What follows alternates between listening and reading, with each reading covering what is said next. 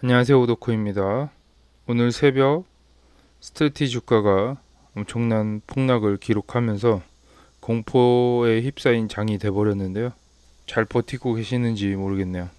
거의 대부분 투자자들이 떠난 듯한 모습입니다. 비트코인이 반등을 사실상 좀 지지부진하게 하면서 스트레티지가 좀 악영향이 있었던 것으로 판단이 되는데요. 스트레티지의 뉴스들 한번 살펴보면서 앞으로 어떻게 존버를 해야 되는지를 한번 보도록 하겠습니다. 지금 야후 파이낸스의 기사 위주로 확인해 볼 거고요. 올라온 내용은 비트코인 길고 지친 암호화폐 강세장 6개월 내에 20만 달러 돌파할 수도, 이런 기사가 하나 있고, 최근 6시간 전에 베테랑 펀드 매니저 잘못된 단어로 인해 스트레티지 주식을 매각했다라고 합니다. 똑같이 6시간 전이고요. 파월 의장의 잭슨홀 연설을 앞두고 암호화폐 시장이 급등하고 있다. 투자자들이 불안해하는 8가지 이유. 암호화폐 주식과 디지털 자산 국제 폭락으로 전략이 4개월 만에 최저치로 추락. 뉴스가 지금 쏟아져 나오고 있는 것 같습니다. 이런 내용들이 있는데요. 좀 하나씩 살펴보면 좋을 것 같습니다. 오늘 영상이 좀 길어질 수 있으니까 빠른 배속으로 시청하시길 권장드립니다. 비트코인 길고 지친 암호화폐 강세장 6개월 내에 20만 달러 돌파할 수도, 이런 내용의 제목이고, 비트코인은 지난 주 사상 최고치를 기록했지만 현재 암호화폐 강세장 덕분에 세계 최대 암호화폐가 가까운 미래 20만 달러라는 더 큰 이정표를 달성할 수 있다고 생각합니다. 20만 달러 간다, 이런 내용인데요. 좀 그냥 막연하게 외치는 건지 아닌 건지는 사실 검증이 안 됐는데요.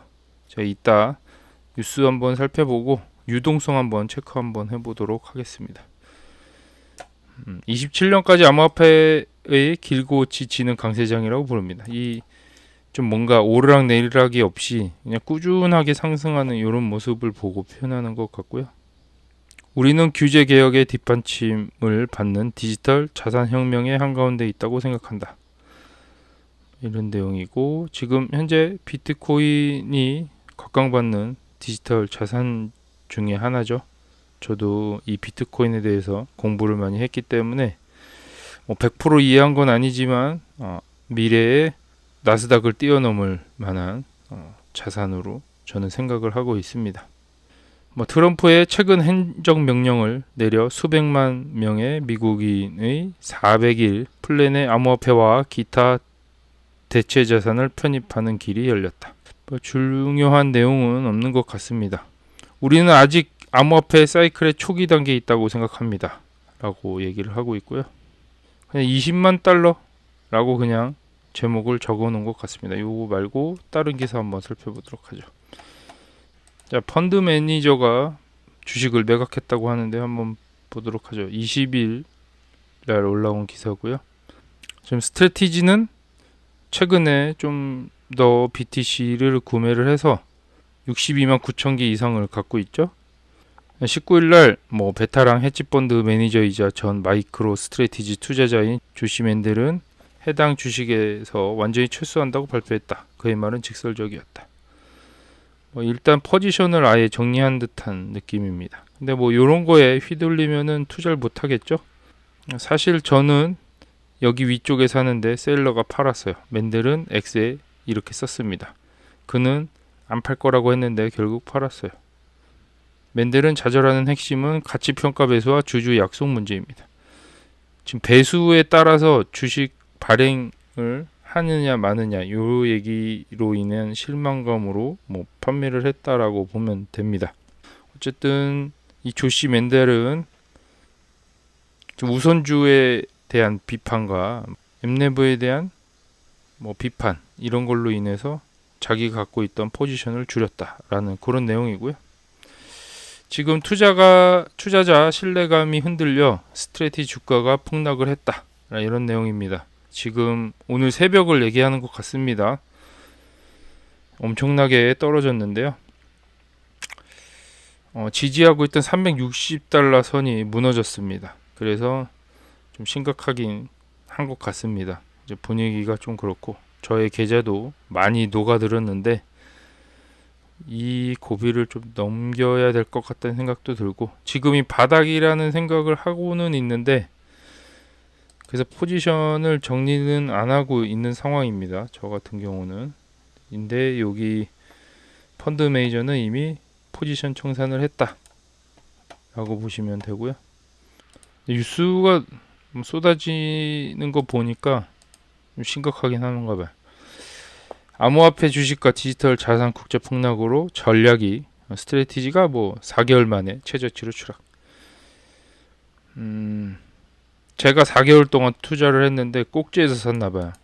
아무래도 그때부터 나락을 가기 시작했는데 좀 표정 암울하죠. 네. 지금 비트코인이 11만 3천 달러까지 떨어진 상황이고요. 장중에는 11만 2천 달러까지도 본 것 같습니다. 지금 이더리움 제휴회사도 연일 폭락을 하고 있는 것 같습니다. 네, 지금 분위기가 지금 조정 분위기로 접어들고 있는 것 같고요. 로빈후드와 코인베이스 역시 떨어진 상황이고 이 마이크로 스트래티지만 떨어진 게 아니라고 생각을 하시면 좋을 것 같습니다. 다음 뉴스가 바로 보이네요. 요거 같이 한번 보도록 할게요. 금요일 경제 컨퍼런스 앞두고 암호화폐 주가 폭락 이런 기사고요. 이런 기사에 너무 연연하다 보면은 투자를 못하죠. 기를 받고 투자를 해야 되는데 아무래도 심리상 뭔 일이 있나 살펴보게 되고 이러다 보면 좀 흔들리게 되고 이게 사람 마음이잖아요. 그래서 장기 투자가 좀 힘든 상황입니다. 투자자들이 이번 주 와이오밍주 잭슨홀에서 열리는 경제회의를 앞두고 물러나면서 화요일에 암호화폐 주가가 폭락했다. 이런 내용이고요. 잭슨홀 미팅이 있기 때문에 미리 좀 떨어진 느낌이 없지 않아 있습니다. 미리 지금 조정을 받고 있는 상황이고요. 연방준비은행의 연례 경제회의를 앞두고 약세장이 다시 나타났다. 제롬 파월 연방준비제도 의장이 회의에 참석하여 정책 방향을 제시할 것으로 예상된다. 아무래도 금리 인하를 예상하고 있는데 여기에도 나오죠. 월가의 대다수는 연방준비제도가 다음 달 금리 인하를 할 것으로 예상하고 있지만 일부 분석가들은 그 결과에 의심을 품고 있다고 한다. 안 할까봐. 여기 제롬 파월이 그런 발언을 또 안 할까봐 얘기를 하는 것 같습니다. 만약에 금리 인하를 좀 할 것처럼 발언을 한다면 그때부터 랠리가 다시 시작하지 않을까라는 생각도 해봅니다. 그래서 연준의 발표에 불확실성이 있을 때는 트레이더들이 포지션 위험을 줄이면서 차익 실현이 이루어지는 것이 일반적이다. 이미 불안하기 때문에 포지션 정리를 좀 한다는 얘기죠. 아무래도 이익이 나면은 포지션 정리를 하겠죠. 근데 이게 이렇게 떨어질 줄 모르고 플러스일 때 익절을 못한 제 자신을 탓해야죠. 지금은 마이너스이기 때문에 포지션 정리도 못하고 있는 그런 실정입니다. 파월 의장의 잭슨홀 연설을 앞두고 암호화폐 시장이 급등하고 있다. 투자자들이 불안해하는 8가지 이유. 투자자들은 이제 거시 경제적 촉매제가 강한 중요한 주를 맞이하게 되었다. 이런 내용이고 미국 시간이니까 아직 연설을 안 한 것 같습니다. 더 폭락할 수도 있는 상황인 것 같기도 한데 요번 주 엄청난 변동폭이 있을 것처럼 보여지긴 합니다. 내일 반등했다가 다시 살짝 다음날 또 떨어지고 이런 그림이 연출이 되지 않을까라는 생각도 해보고요. 관세의 지연된 영향. 많은 기업들이 시장 점유율을 유지하기 위해 관세 비용을 흡수해왔지만 전문가들은 이를 무한정 지속할 수 없다고 경고합니다. 이러한 비용이 소비자에게 전가되면 가격 상승으로 이어져 연준이 금리 인하를 미루게 될 수 있다. 요거를 좀 우려하는 것 같습니다. 끈적끈적한 인플레이션 데이터. 일부 냉각에도 불구하고 인플레이션 지표는 여전히 높은 수준을 유지하고 있다. 이게 8가지 중에 2가지를 봤고요. 기업 한도. 미국 경영진들은 결국 관세 비용을 하루로 전가해야 할 것이라고 시사했다. 만약 그렇게 된다면 향후 몇 달 동안 소비자 물가 상승률이 가속화될 수 있어 9월 관세 인하는 시기상조로 보인다. 혼합된 경제 신호. 미국 경제는 일자리 증가 둔화와 회복력 있는 소비 수요를 동시에 보이고 있다. 지금 다 아는 내용이에요. 지금 경제에 관심이 없어도 워낙 보도들이 나온 상황이고요. 주식 투자를 하고 있다면 다 알고 있는 내용이겠죠. 정책 불확실성. 관세는 예측 불가능한 방식으로 재정 및 무역 정책과 교차합니다. 역사로부터의 얻은 교훈. 18년에서 19년 관세 충격은 지연되었지만 상당한 수준의 인플레이션을 초래했고 이는 연준의 신중한 태도를 촉발했다. 이런 내용 때문에 금리 인하를 안 할 수 있다. 이런 내용인 것 같습니다. 미래지향적 지표. 목요일에 발표될 8월 제조업 서비스업 활동 예비 데이터를 포함한 새로운 경제 지표가 곧 발표될 예정인데 이는 관세 관련 비용 압박이 커지고 있음을 보여줄 수 있다. 7월 FOMC 회의록은 연준 내부의 분열상을 드러낼 가능성이 있다. 매파는 인플레이션에 집중하고 비둘기파는 일자리를 강조하는 가운데 파월 의장은 합의의 필요성을 강조할 가능성이 있는데 합의는 종종 기다림을 선호하기 때문입니다. 암호화폐의 위험 요소는 명확합니다. 장기적으로는 높은 금리는 투기적 랠리를 부추기는 유동성을 억제하여 채굴자들의 자금 조달 비용을 높이고 거래소 활동에 부담을 줍니다. 파월 의장이 신중한 입장을 표명할 경우 토큰과 암호화폐 관련 주식의 매도세가 심화될 수 있다. 그러나 비둘기파적 서프라이즈가 나타날 경우 반등의 계기가 될 수 있다. 지금 이만큼 우려하고 있지만 금리 인하를 단행하겠다라고 하는 순간 랠리가 나타날 수 있다라는 내용이고요. 다 아는 내용이지만 정리한 내용으로 보여집니다. 파월이 아무래도 좀 늦게 하는 겨냥이 없지 않아 있어요.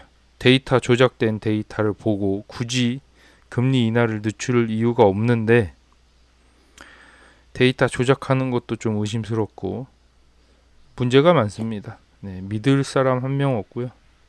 그냥 시장이 돈 풀리고 있는 그 추이만 좀 보고 있는데요. 이따 한번 데이터를 한번 살펴보도록 하겠습니다. 이 내용 한번 보도록 할게요. 전략은 한 달 만에 15% 하락했다. 이 내용 한번 보겠습니다. 자, 주식을 보유할지 아니면 접을지에 대한 내용이고요. 스트래티지 주가가 지난달 14% 정도 하락을 했다라는 내용이고요. 온전히 지금 처맞고 있는 상황입니다. 저같이 이런 조그만한 개미들은 지금 언제 상승할지 모르기 때문에 지금 맞고 있는 상황이고 분위기가 좋아 보이진 않습니다. 스트래티지는 비트코인의 3% 정도를 보유하고 있고요. 기업 보유 중에서는 거의 1위를 기록하고 있고요. 압도적으로 1위라고 보시면 됩니다. 비트코인이 상승하면은 엄청난 수익이 예상이 돼 있는 주식으로 알고 있으면 되고요. 비트코인의 보유 증가가 스트래티지의 전망에 도움이 될 수 있을까라는 내용인데 스트래티지는 트럼프 행정부의 전략적 비트코인 보유고 설립 발표로 수혜를 잇고 있다. 최근 노동부에서 401k 퇴직연금 플랜이 암호화폐 및 기타 대체 자산을 보유할 수 있도록 허용하는 방안을 검토하도록 지시하는 행정명령을 발표했기 때문에 아직 전망이 좋다라는 내용인 것 같고요. 연말 비트코인 가격이 15만 달러에 도달한다고 가정할 때 30%의 비트코인 수익과 200억 달러의 수익을 달성할 것으로 예상한다. 이렇게 순이익을 달성하더라도 이 주가랑은 좀 상반되게 움직이고 있기 때문에 불안한 것 같습니다. 규율 있는 자본 조달은 스트래티지의 좋은 징조다라는 내용이고요. 지금 네 가지 우선주 발행이 있잖아요. 이게 지금 촉매제라고 합니다. 그래서 어쨌든 여기서 우선주를 발행하고 비트코인 사들이는 전략이 나쁘지 않다라고 생각을 하는 것 같습니다. 지금 주식을 피해하는 이유로 얘기를 했는데 가대평가라고 판단을 하고 있습니다. 지금 채굴주 대비 가치평가를 비교하고 있고요. 스트래티지는 비트코인 보유량 증가와 구독 수익 증가로 수혜를 입고 있다. 그러나 어려운 거시 경제 상황과 관세 관련 불확실성은 비트코인 거래의 변동성을 증가시킨다. 이 과도한 밸류에이션 또한 우려 사항이다. 별 내용 없네요. 그냥 개인적으로 판단하시면 좋을 것 같습니다. 저는 아직은 보유할 단계로 생각을 하고 있고 비트코인을 사들이는 속도가 예전보다 훨씬 빨라졌다라고 보시면 되고 거기에 대한 희망을 갖고 있는 상황입니다. 자, 뉴스는 여기까지 보고요. 제가 유동성하고 비트코인과 MSTR을 좀 비교한 그래프를 좀 가져왔고요. 트레이딩 뷰에서 갖고 온 상황인데 요거를 보면은 유동성이 지금 추적을 하고 있는 상황입니다. 지금 현재 오늘 기준으로 여기 지금 표시가 되어 있고 색깔이 바뀌어 있는 상황이 앞으로 더 풀릴 거다 이런 내용이고요. 이게 스트래티지는 지금 60일 선행으로 그래프를 포개 놓은 상황이고요.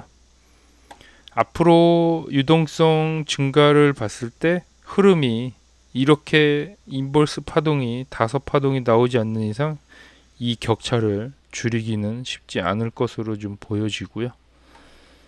그럼 여기서 만약에 유동성은 증가하고 있는데 지금 하락을 하고 있는 이 분위기잖아요. 그래서 좀 뭔가 안 맞기 시작했다. 이때부터 지금 간격이 벌어지기 시작했는데요. 비트코인도 역시 비슷한 흐름을 보여주고 있어요. 어쨌든 이 앞전 파동을 여기 부분을 복사를 떠서 붙여놓은 상황이고 뭐 대략 1000불 정도를 생각을 하고 있으면 될 것 같습니다. 저 같은 경우도 만약에 이게 인버스 파동으로 나타난다 라고 하면은 대략 1000불 정도 찍을 것으로 예상을 하고 있는데 이게 지금 심리가 돌아올지 이게 좀 예상이 안 가는 상황이고요. 지금 현재 유동성으로만 보면은 2000불까지도 가능하다라는 건데요. 이때 기준이죠. ETF가 나타나기 시작하면서부터 이 그래프가 맞춰지기 시작했는데요. 2024년 1월 10일 기준으로 표시를 해놨고 이때부터 유동성과 일치하는 그림으로 쭉 이어져 왔는데요. 제가 투자를 할 때가 5월 6일 요 시점인데요. 요 시점부터 하필이면 이때부터 맞지 않기 시작하는 아이러니한 그림이 연출됐는데 유동성을 전혀 따라가지 못하고 있다. 이것 때문에 지금 힘들어하는 것 같습니다. 이 유동성은 우상향을 그리고 가고 있는데 안 되고 있다라는 요 그림이 좀 안타깝고요. 비트코인 좀 비교해 보면은 비트코인도 유동성을 90일 후행으로 맞춰놓은 상황입니다. 아까 마이크로 스트래티지는 60일 후행으로 맞춰놨는데요. 스트래티지가 30일 정도 빠른 것으로 확인이 됩니다. 그러니까 고점을 만약에 찍는다면 30일 먼저 찍을 가능성이 높고요. 한 달 정도 먼저 찍을 가능성이 아주 높다라고 판단이 되고 지금 비트코인과 겹쳐 봤을 때 비슷하게 흘러가다가 역시 5월부터죠. 5월부터 조금씩 틀어지기 시작하면서 지금 격차가 이 정도 벌어진 상황이고요. 지금 유동성으로만 보면은 20만 불을 찍을 거다라고 지금 예측을 하고 있는데요. 이게 아직까지는 나타나는 흐름으로 보여지진 않습니다. 그래서 좀 저점에서 만약에 반등을 급하게 시작을 한다면 충분히 가능한 그림으로 보여지고요. 시차가 좀 있지만 이렇게 인버스 파동이 크게 나오면서 앞전에 크게 상승했던 그 그림이 연출이 된다면 이제 가능한 시나리오로 보여지고요. 이렇게 해서 연말 11월 말까지 이렇게 파동을 그리면서 가면은 충분히 가능성이 있다 라고 보여집니다. 유동성을 흡수하는 자산으로 비트코인이 가장 앞서고 있다라고 판단을 했고요. 나스닥도 유동성 흡수에 아주 탁월한 성격을 갖고 있는데 이 두 개의 자산을 비교했을 때 비트코인이 좀 더 낫다라고 판단을 해서 지금 투자를 하고 있는 상황이고요. 현재 그림은 이렇게 나타나고 있습니다. 그래서 현재 희망 회로라고 보면은 희망 회로인데요.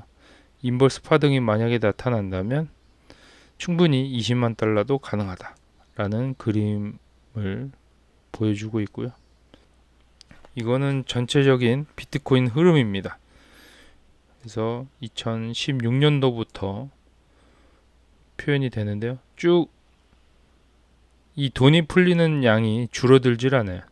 이때 한번 줄어들고 다시 조금씩 우상향하는 그런 그림이 연출되는데 이때가 2022년도고요. 이때가 코로나고 이 그래프만 봐도 엄청나게 풀렸다라고 보여지면 되는데 이때 긴축 정책을 안 하고 이게 완만하게 올라갔다 그러면 이 비트코인 가격이 더 올라갔다가 내려갔을 가능성도 있어요. 그런 걸 다 예상을 했고 이때부터 기간이 투입된 시점인데요. 이 현물 ETF가 들어오면서 이게 우연치 않게 맞아들기 시작합니다. 이런 상황이고 여기서 지금 격차가 다시 나온 상황이고 이게 이런 식의 그 격차라고 보시면 되고요. 크게 우상향은 하지만 이런 격차가 또 발생하는 것 같고요.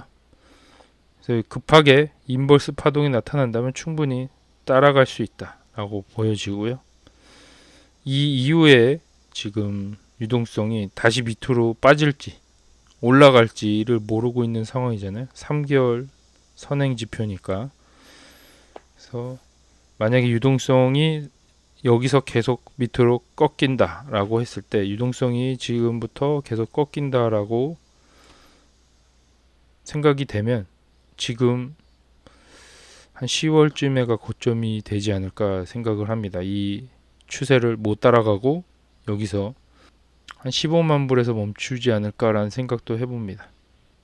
여러 가지 시나리오를 예상을 하고 스트래티지에 접근을 하시는 게 좋을 것 같고요. 지금 현재 스트래티지 상황은 나빠 보이진 않는데 유동성만 지금 체크를 하고 있는 상황이에요. 다른 유튜버들 보면은 뭐 차트 분석 이런 거 기술적으로 많이 들어가잖아요. 사실 그게 의미 없다라는 거는 제가 여기 처맞고 나서 알게 됐죠.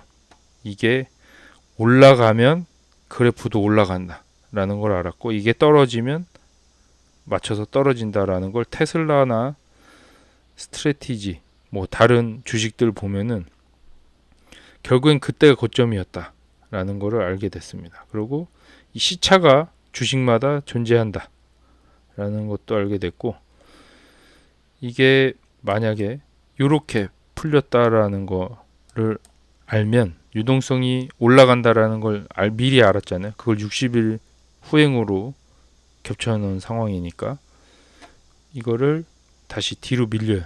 뒤로 밀리는데 대충 겹쳐놓고 그래프 크기를 좀 겹쳐놓을게요. 유동성과 60일 정도 차이가 난다고 했잖아요. 근데 그냥 이걸 0으로 맞춰 놓았을 경우에 미리 선행 지표가 될 수 있다 라는 걸 알 수 있는 게 유동성이 증가하면 반드시 올라간다 라는 거를 지금 이 ETF 출시된 시점부터 이게 맞아 떨어지기 시작했었는데요. 이게 올라가고 내려가고 이게 있다가 여기서 급등을 하기 시작합니다. 여기부터죠. 근데 역시나 여기 60일 뒤에 급등하는 그 그림을 보여주고 있는데, 이 올라가고 있는 시점에 이미 유동성은 떨어지고 있어요. 이거를 잘 체크를 한다면 상승 이후에 어느 시점에 팔아야 될지를 예측을 할 수 있다라는 거죠.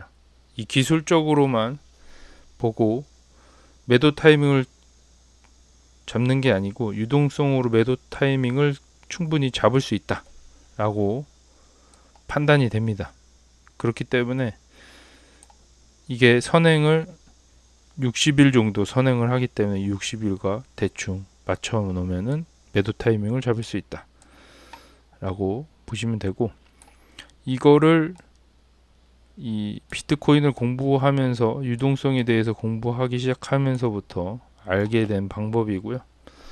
어렵게 접근할 필요가 없다라고 저는 판단을 하고 있습니다. 그래서 이번에 하락장도 이미 예정이 돼 있었는데 이런 패턴으로 갈 거다 라고 했는데, 역시 이렇게 올라갔다가 내려오는 이 패턴으로 완성을 시켜버렸죠. 그러고 그 이후에는 이렇게 우상향 하면서 쭉 올라갈 거다, 이것도 예상을 하고 있었는데, 얘는 지금 그때 이 유동성처럼 움직이지 않고 있다라는 게 지금 포인트가 되겠네요. 그래서 이거 보고, 사실 유동성이 이렇게 증가하는 걸 보고 4월 7일부터 시작된 이런 흐름들, 이 주식가 흐름들 있잖아요. 테슬라나 뭐 스트래티지 관심 갖고 있던 뭐 엔비디아, 이런 것들이 지금 다 이 유동성 흐름에 맞춰서 움직이고 있다라고 판단을 하고 있습니다.